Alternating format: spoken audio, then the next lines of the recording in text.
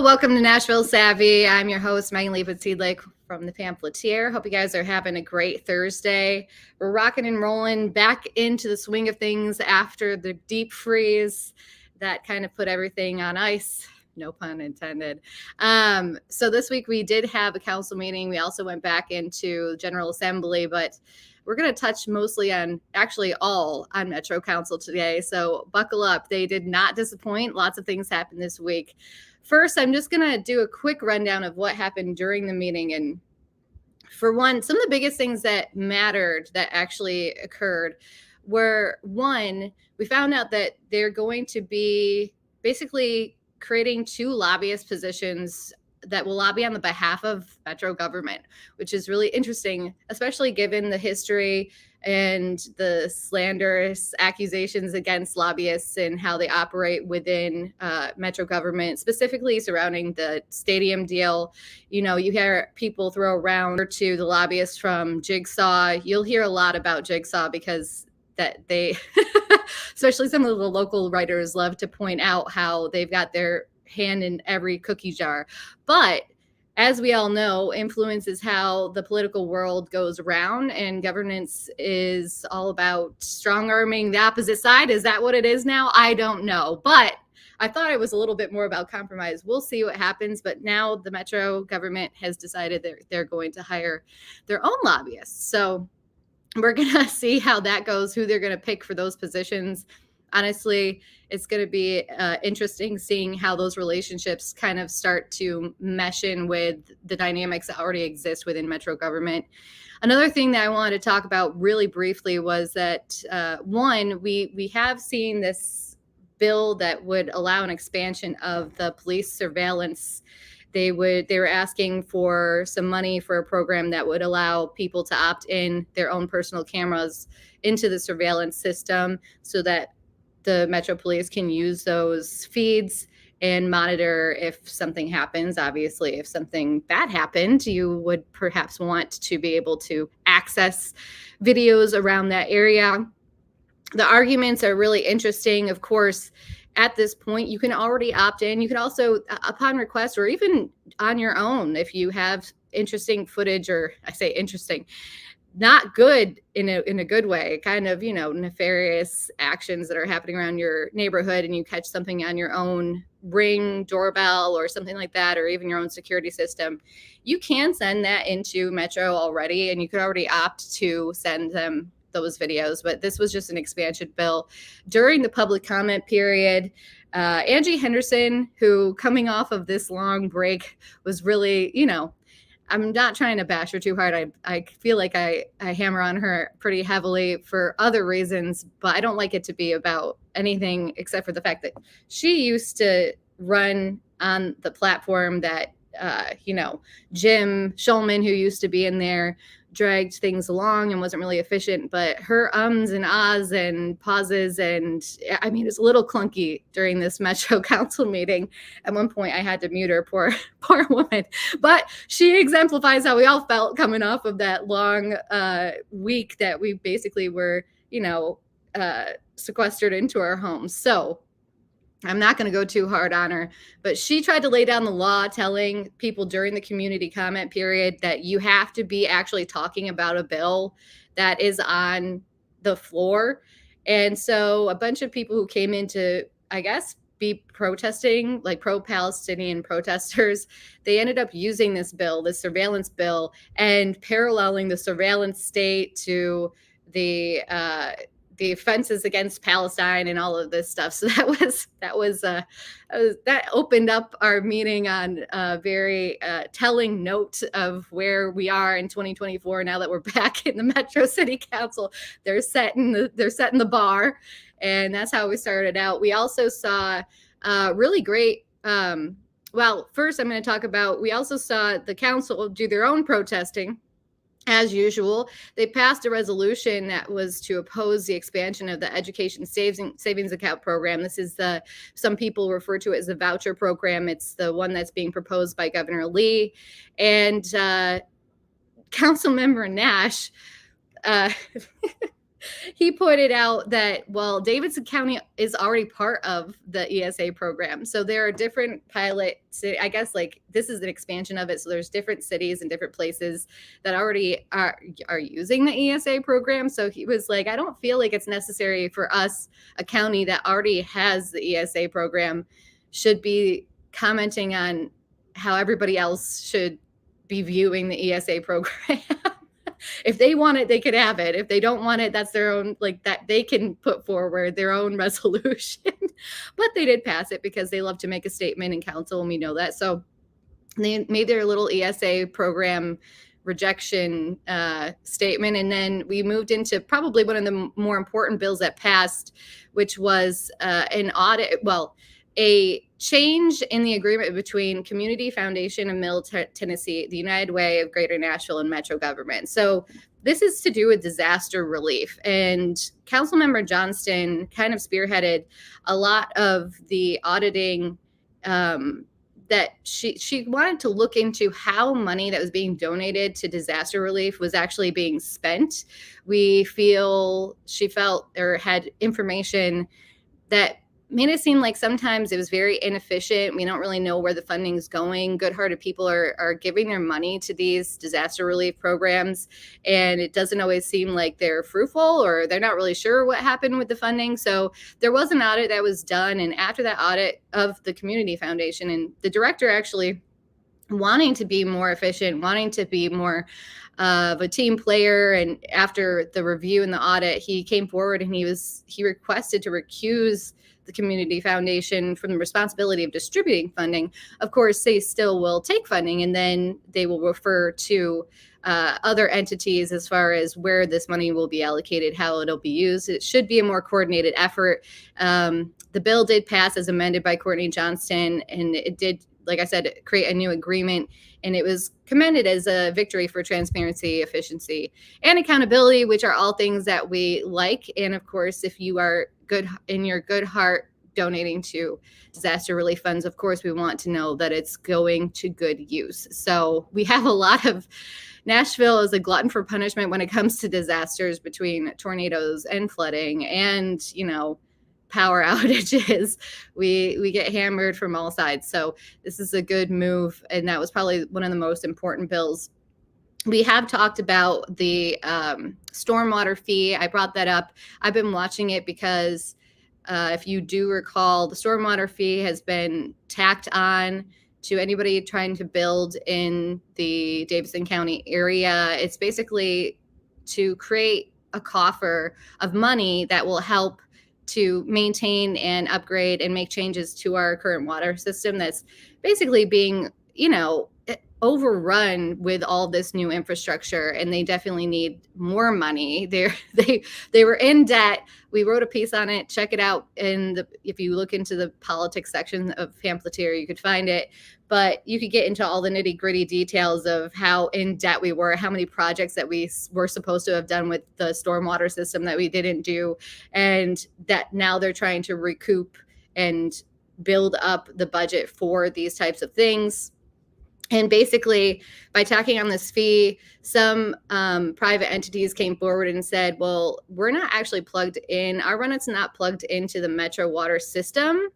So we will sue if you guys tried to charge us this fee. And because of this sidewalk debacle that we've seen before, where we tried to charge people to pay for sidewalks and we had to actually pay them back because we got sued for that, Metro Legal was a little bit weary and was like, maybe we need to create an exemption for these people who don't directly plug into the Metro water system. But it wasn't well received initially by the council. So they referred it. It went to committee. The resolution did get withdrawn because Sherry Weiner, who is a council member who has been behind the original resolution, she is putting forth a bill that will create some more stipulations around this fee. So we're going to be watching that, but it's, it was on first reading, didn't really get much discussion. And so we'll be watching it go through the Metro City Council over the next month or so and see how they react to that bill instead of the resolution. So that was a quick and dirty of, I think, the most important things that happened during Metro Council. But the rest of this also has to do with Metro City Council. So I'm not trying to browbeat you guys too much with the monotony of Metro. So next we're going into local corner. If we want to play a little music. Local corner. Sorry, y'all. I got to get a more stable table because every time I lean on it, I move my setup here, and it looks like I'm in an earthquake. But today's local corner is actually all around Beverly Watts. And if you don't recognize the name, or maybe you do, but you don't know how, it's because she was the most controversial of the recent committee appointments to the Metro Arts Commission. And there were 5 appointments or 5 nominees that Mayor O'Connell put forward to try to fill up some of those seats. There are 15 seats on the commission. Only 8 of them were filled. That's just a quorum. And so they were meeting with just enough people. And it's after following a slew of people who resigned from their positions. So there was kind of this trickling and then mass exit from the Metro Arts Commission, mostly due to the executive director Singh, which we'll talk a little bit more about. But going back to Beverly Watts, she is one of the nominees. She did make it in. The council passed her into the commission. But before they do that, all of these nominees go and do little mini interviews with the committee that they're referred to as far as the commissions and appointments committee, headed up by Sandra Sepulveda. And so they did a little interview, and going into it, you're gonna understand more about what's going on. But I want to give you a little bit of background. Beverly Watts has been accused in the past of creating a kind of like a toxic work environment when she worked at her old job. And so they definitely wanted to make sure, given the fact that the old director of the Metro Arts was ousted for creating a toxic work environment. So this was a big issue. It was talked about, in the papers, online, everywhere. So I'm going to cut to the quick interview that they did during committee. We're going to pull that up, actually.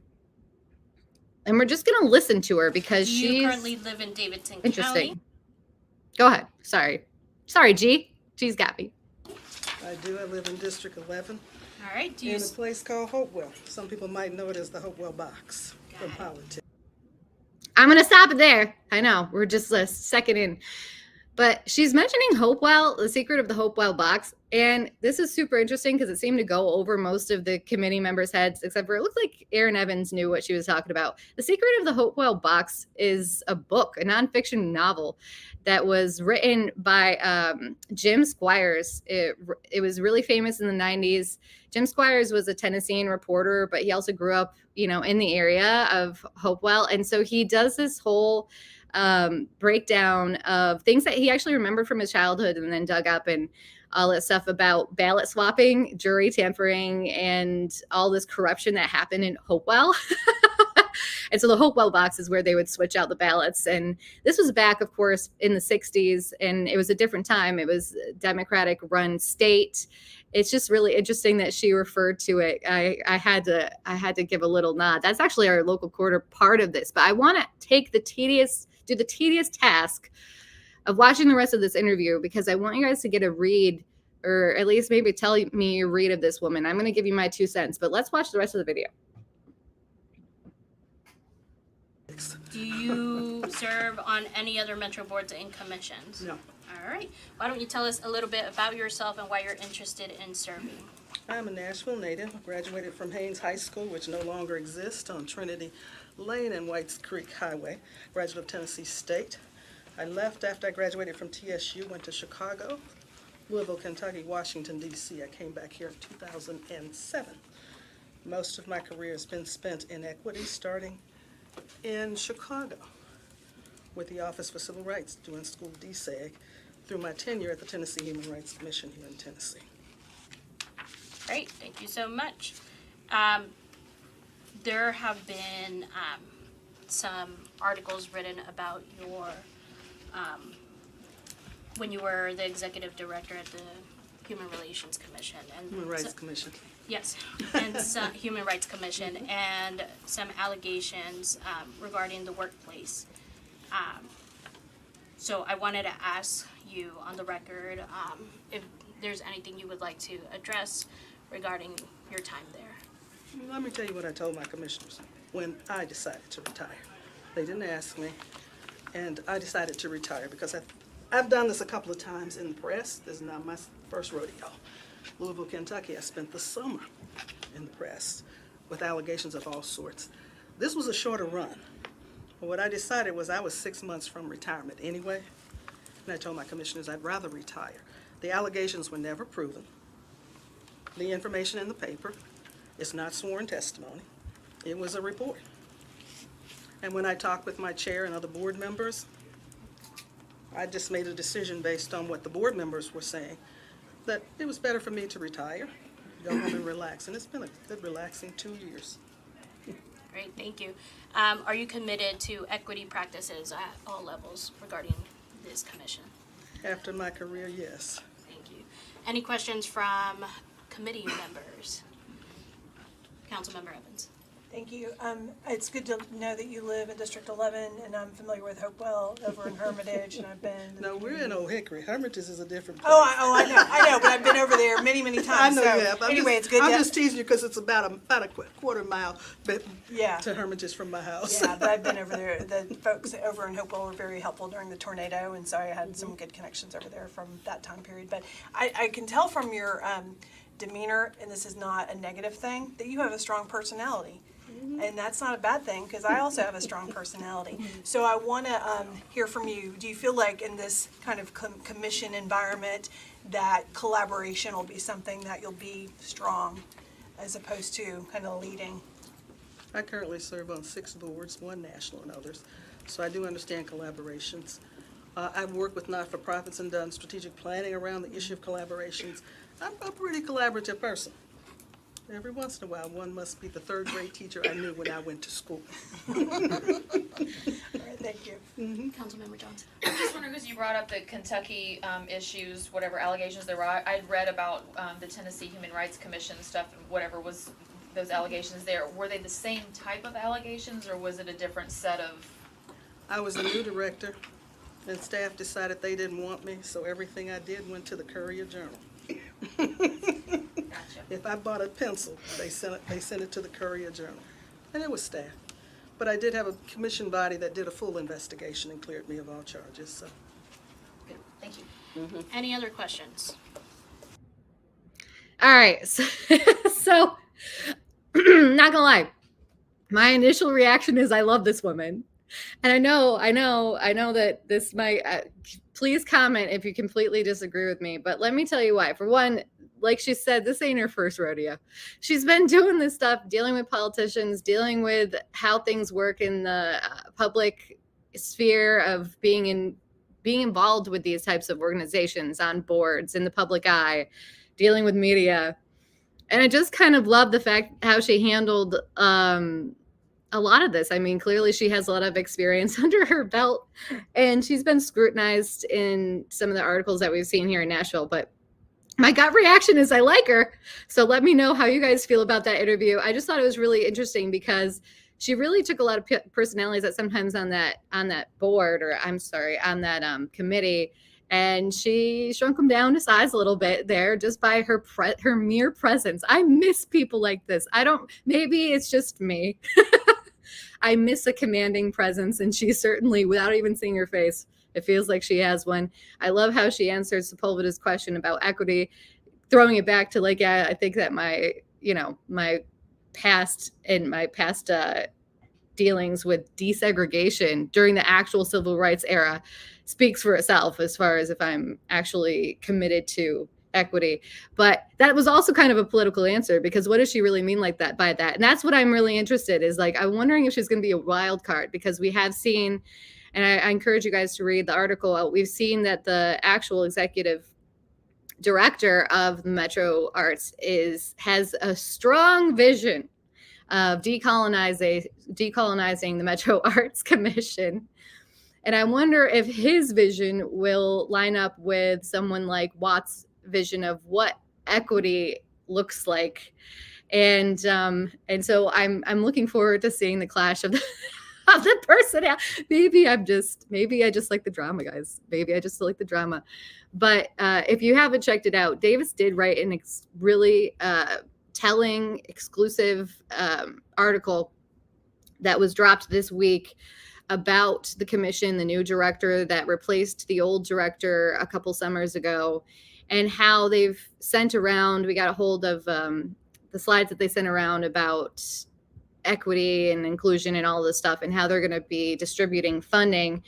Now, everybody is, of course, wondering why these people that were supposed to get their money, so a bunch of people who were supposed to get Metro Arts grants, haven't gotten them yet. So that's the one thing that the Metro Arts Commission is under scrutiny for, is like, where is this money? Why haven't we gotten these checks?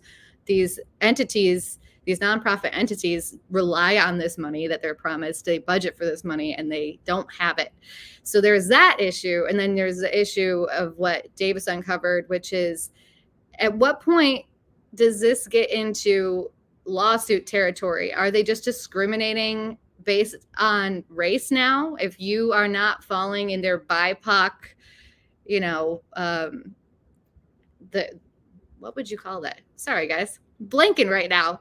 If you don't follow within their parameters of people who deserve these grants, then will they just outright reject you because of you don't look like the right type of person?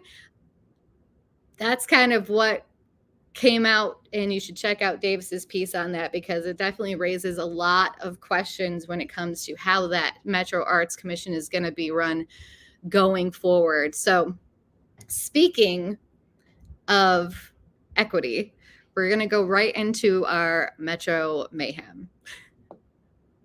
Metro Mayhem.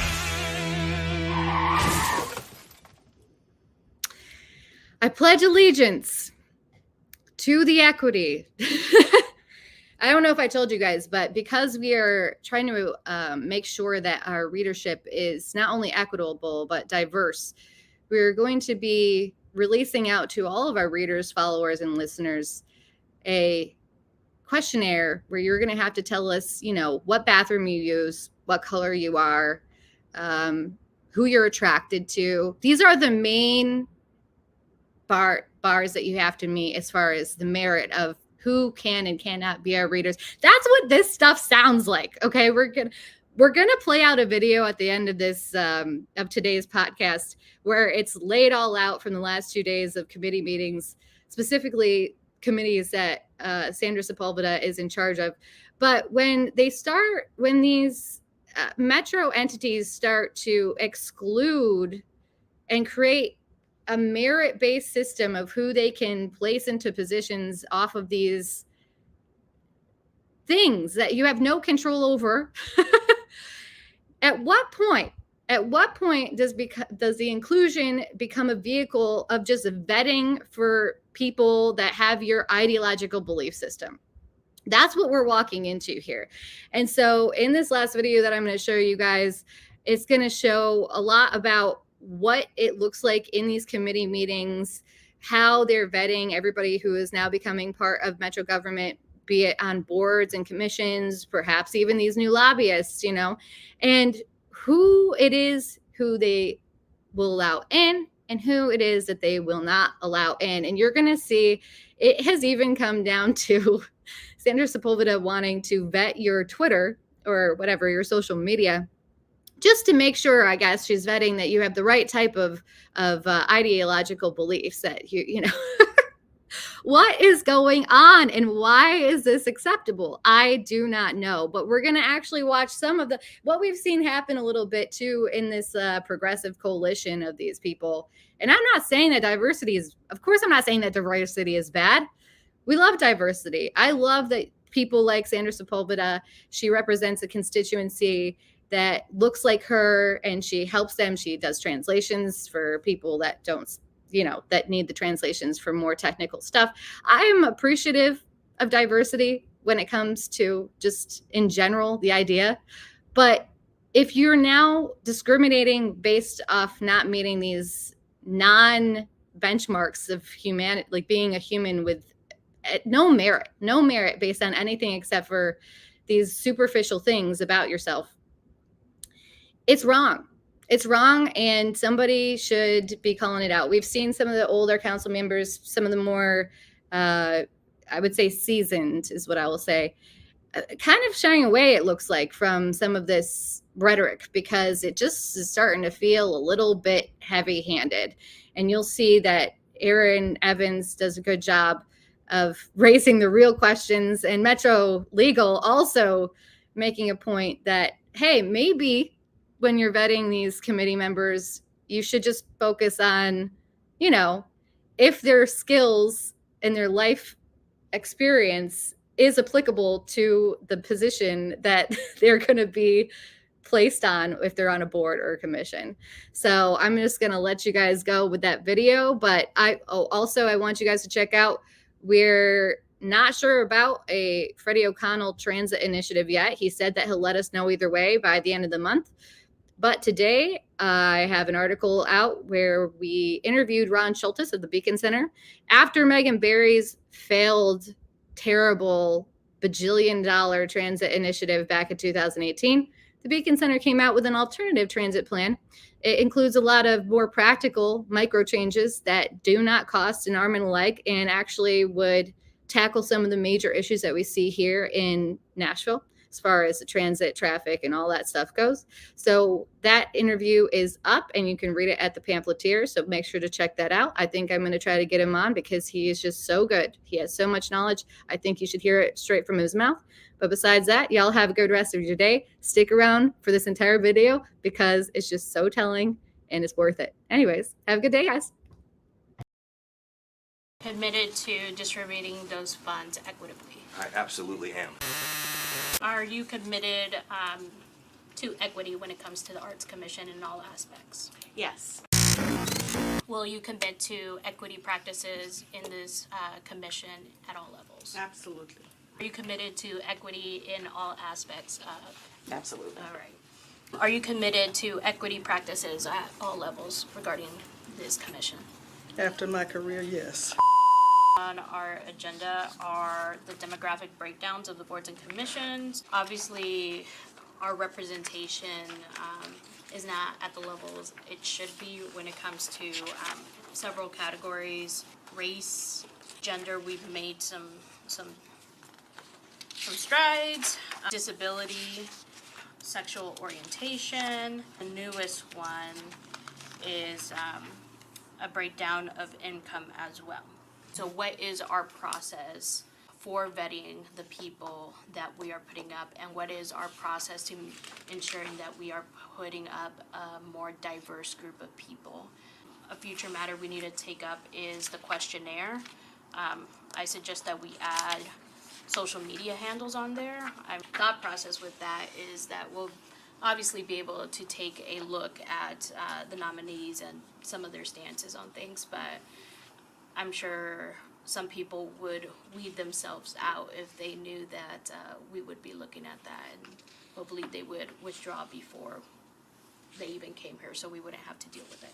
I don't always feel confident between what people put in writing, what the nominees are saying about the people that they're supporting, and what's real. There's the questionnaire that people fill out, and one of the things that you guys can be looking for when doing this and looking for going to that qualifications question is the the board that someone's being appointed to, knowing what they do, knowing what that board entails. It's if it's the plumber's board, then is this person a plumber? Do they have experience in that trade? That kind of thing.